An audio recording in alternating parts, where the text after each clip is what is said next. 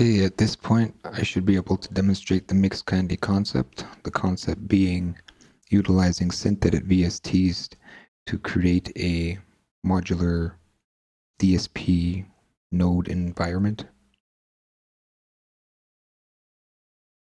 So I'm going to go ahead and insert a patcher instance.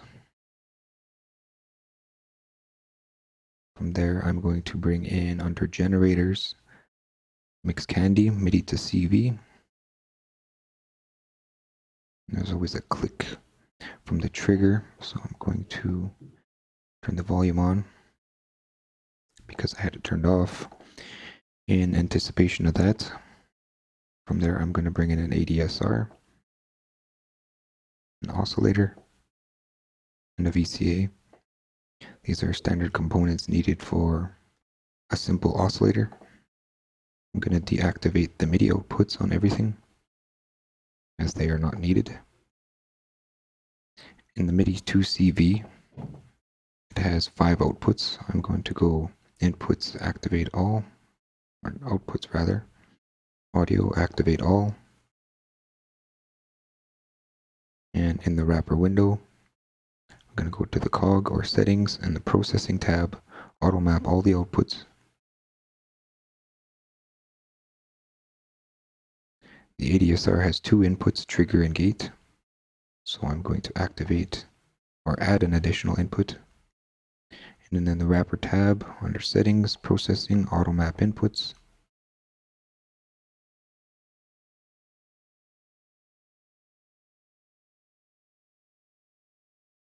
VCA additionally has 2 inputs, one for signal and one for volume.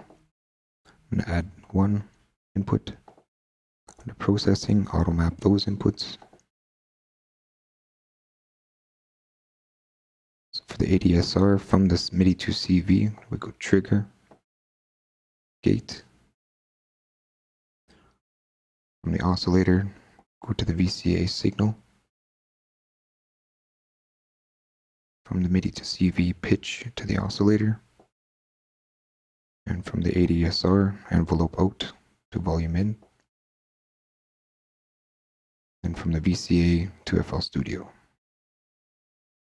At this point, you should be able to get some sound.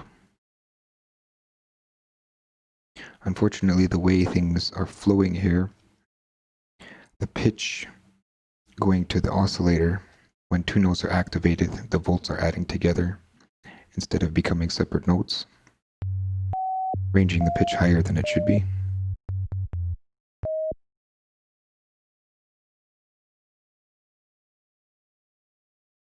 Additionally, the volume control for patcher is scaling.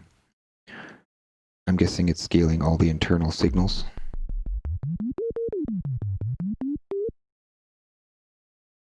Resulting in volume controlling pitch.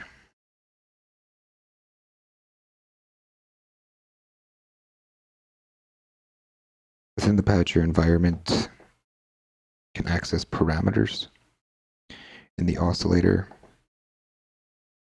inputs, parameters, the waveform parameter. From the surface, you can add a knob, default knob, rename that waveform.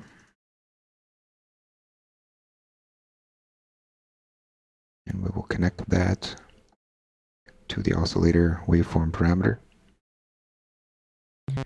That will allow for the waveform to be changed.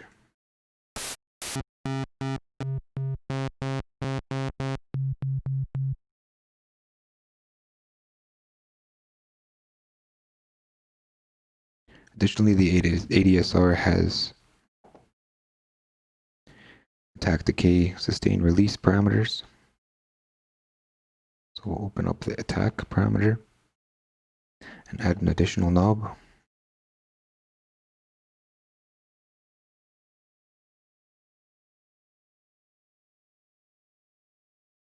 Call that attack.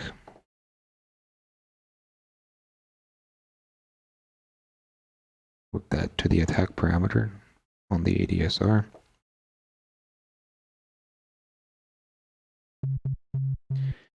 create a bit of a pad.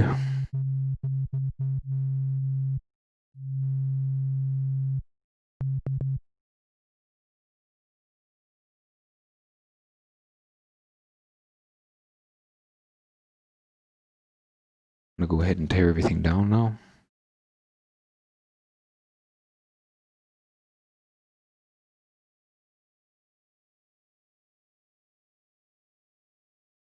To demonstrate the impulse response. In this situation, I'll be demonstrating EQ filter responses. On the impulse response, we have two inputs. I'm going to add a new input. And I will add a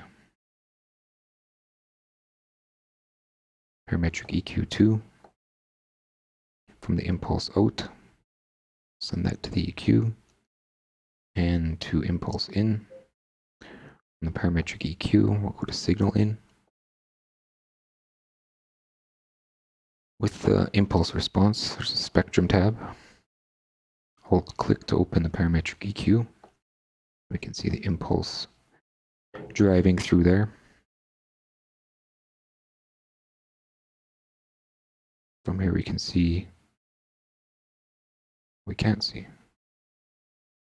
because I didn't route the inputs. Hold click, and now we can see the response.